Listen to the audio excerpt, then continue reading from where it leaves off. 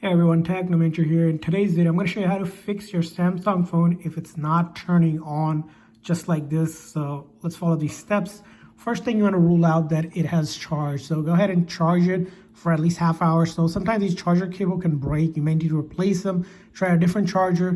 And in some cases, if you're a newer phone, you can also do wireless charging in case the charge port is damaged or has issues or isn't charging through the charge port. So two different ways to first make sure that it is charged. Now, once you know it's charged and still not turning on, you're going to follow this method. You're going to locate the volume down button and the power or the side button. You're going to press and hold on to both of the buttons. So volume down and the power button at the same time. And you're going to keep on holding until you can get the Samsung logo to appear. And once it appears, you're in business. You should have the phone now turning back on and the issue should be fixed. Now, in some scenario, if it doesn't work, try to hold it down for 30 seconds to a minute, as long as you can, or until you can get the Samsung logo to appear.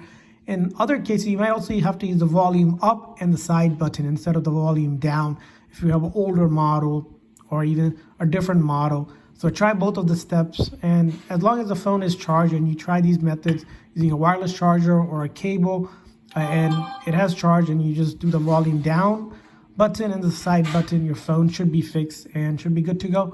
And I hope this video was helpful, so please consider hitting the like and subscribe button for more tips and tricks. We'll see you guys next time.